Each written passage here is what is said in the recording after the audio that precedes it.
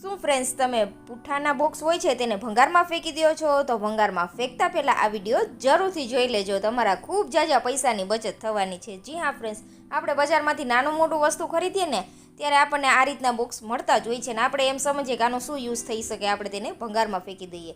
પણ ભંગારમાં ફેંકા કરતાં તમે તેનો ખૂબ જ સુંદરનો રીયુઝ કરી શકો છો અને આ બોક્સ તમારા ખૂબ ઉપયોગી વસ્તુ તૈયાર કરી દેશે. તો ચાલો જોશું આજનો વિડીયો, જેમાં આપણે પૂઠાના બોક્સમાંથી ખૂબ જ સુંદરની વસ્તુ તૈયાર કરેલી છે જે આપણા રોજિંદા કામમાં ખૂબ ઉપયોગી થાય છે.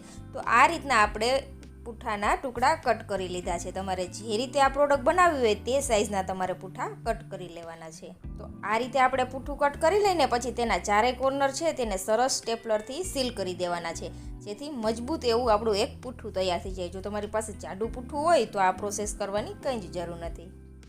આ રીતે આપણે સરસ એવું બધી જગ્યાએ સ્ટેપલર મારીને પૂઠાને સરસ ફિટ કરી દેવાનું છે, જેથી મજબૂત એવું આપણું પૂઠું રેડ થઈ જાય. તમે અહીંયા જોઈ શકો છો.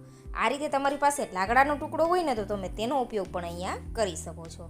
તો હવે શું કરવાનું છે, આપણે તેમાં સેલો ટેપ લગાવી દેવાની છે, જેથી સરસ એવું ફિનિશિંગ આવી જાય અને પૂઠા છે તે સરસ ચીપકી પણ જાય. તો આ રીતે ચારે કોર્નરમાં આપણે સરસ પૂઠામાં સેલો ટેપ લગાવી દીધી છે. તમે અહીંયા જોઈ શકો છો. ઘણી વખત આપણે જે વસ્તુ ખરીદીએ તેની અંદર ખૂબ જ સરસ એવું બોક્સ આવે છે અને આ બોક્સને આપણે કચરામાં ફેંકી દઈએ અથવા ભંગારમાં ફેંકી દઈએ. તો ફેંકવા કરતાં ફ્રેન્ડ્સ તે સાચવી રાખીને તે મજબૂત એવા પૂઠાનું તમે ખૂબ જ સુંદરની વસ્તુ તૈયાર કરી શકો છો, જે આપણા રોજિંદા કામમાં આપણને ખૂબ ઉપયોગી થાય છે અને આપણા પૈસાની પણ બચત થાય છે. તો અહીંયા બે આપણે પૂઠાની પટ્ટીઓ કટ કરી લીધી છે. તમે અહીંયા જોઈ શકો છો. તો આ રીતની પટ્ટી કટ કરી લઈને પછી આપણે અહીંયા નિશાન પણ લગાવી દેવાનું છે, જેથી આપણે અહીંયા પટ્ટી પરફેક્ટ એવી ચીપકાવી શકીએ. અને જે નિશાન લગાવેલો છે તેને પાછળનો આપણે જે વધારાનો ભાગ છે ને તે આપણે હટાવી દેવાનો છે. તમે અહીંયા જોઈ શકો છો. આ રીતે આપણે પૂઠાને કટ કરી લેવાનું છે. તો અહીંયા પૂઠું આપણે કટ કરી લીધું છે. તો આ રીતની આપણે પટ્ટી સરસ કટ કરી લીધી છે. તમે જોઈ શકો છો. ઉપરની સાઈડ આ રીતે આપણે તેને ચીપકાવી દેવાની છે. તો અહીંયા ચીપકાવવા માટે આપણે હોટ ગ્લુ ગનનો ઉપયોગ કરેલો છે. તમે કોઈ પણ ગ્લુનો ઉપયોગ કરીને આ પટ્ટીઓ ચીપકાવી શકો છો અથવા સેલો ટેપથી પણ તમે ચીપકાવી શકો છો. સરસ એવી ચીપકાવવાની છે, જેથી દેખાવ સરસ આવે અને મજબૂત આપણું કામ થાય.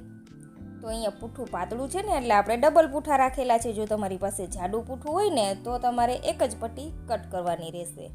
તો આ રીતે આપણે તેને સરસ ચીપકાવી દઈશું એટલે ખૂબ જ સુંદરનો એવો શેપ રેડી થઈ જાય.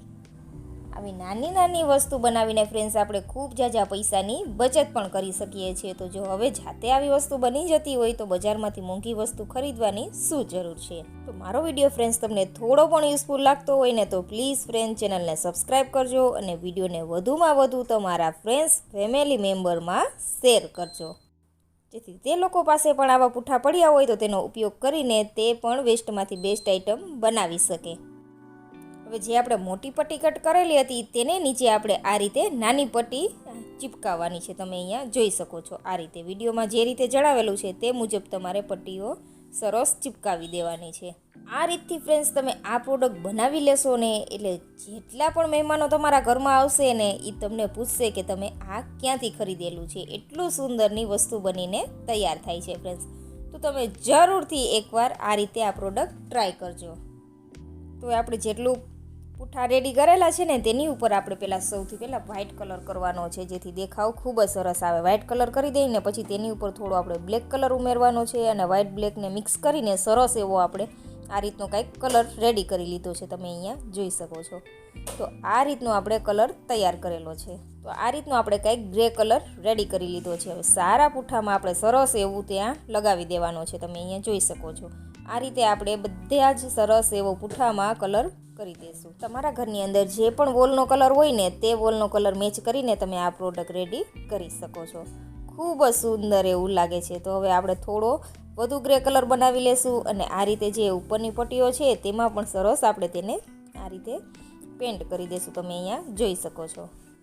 પછી તેને આપણે સૂકવવા માટે રાખી દઈશું. ઉપરનો કલર છે ને તે આપણે થોડો ડાર્ક રાખેલો છે અને નીચેનો છે તે થોડો લાઇટ કલર રાખેલો છે. તો અહીંયા સુકાયા પછી તમે કલર ડિફરન્સ જોઈ શકો છો. તો અહીંયા આપણે થોડો ક્યુટ એવી ડિઝાઇન રેડી કરેલી છે. જો તમને બનાવવા ગમતી હોય તો તમે આ ડિઝાઇન બનાવી શકો છો અથવા તમે સ્કીપ પણ કરી શકો છો. તો અહીંયા આપણે ક્યુટ ડિઝાઇન રેડી કરેલી છે, તમે અહીંયા જોઈ શકો છો. જેમાં આપણે દરવાજા, બારીનો આ રીતના દરવાજા બનાવેલા છે, સોફો બનાવેલો છે અને ક્યુટ એવી સાયકલ રેડી કરેલી છે. આ બધી વસ્તુ આપણે પૂઠામાંથી બનાવેલી છે. વિડીયો લાંબો ન થઈ જાય ને ફ્રેન્ડ્સ, એટલે આપણે આ પ્રોસેસ બતાવેલી નથી, પણ જો તમારે આ પ્રોસેસ જોઈ હોય તો કમેન્ટ જરૂરથી કરજો, આપણે તે વિડીયો પણ જરૂરથી બનાવીશું. તો આ રીતે આપણે પૂઠામાંથી સરસ બારી, દરવાજા બધું રેડી કરી લીધેલું છે. તો આપણે તેને પણ ચિપકાવી દઈશું. જ્યાં સુધી આ બધી વસ્તુ ચિપકાવીએ છીએ ને ફ્રેન્ડ્સ, ત્યાં સુધીમાં તમે ચેનલ ઉપર નવા છો, હજુ સુધી ચેનલ સબસ્ક્રાઈબ નથી કરી તો ઝડપથી જાઓ, ચેનલ સબસ્ક્રાઈબ કરી લો.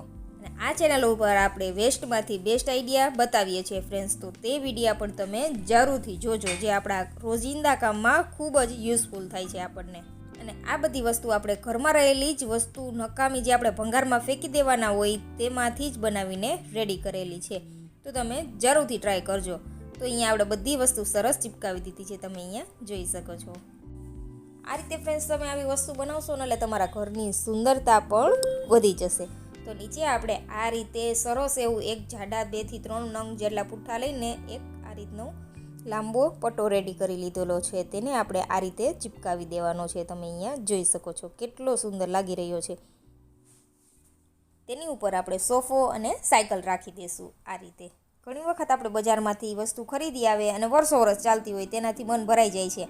તો તમે આવી વસ્તુ બનાવીને ડેકોરેશનમાં ચેન્જીસ પણ લાવી શકો છો અને 0 બજેટમાંથી રેડી થઈ જાય છે. આ બધી વસ્તુ આપણા ઘરમાં હોય જ છે, આપણે બહારથી કાંઈ જ ખરીદવાની જરૂર નથી.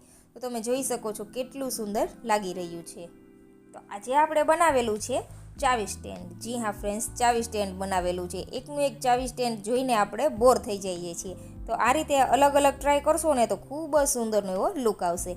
તો આ રીતની આપણે અહીંયા ચીપટીઓ લગાવી દેવાની છે, જેમાં આપણે ચાવી હેંગ કરી શકીએ.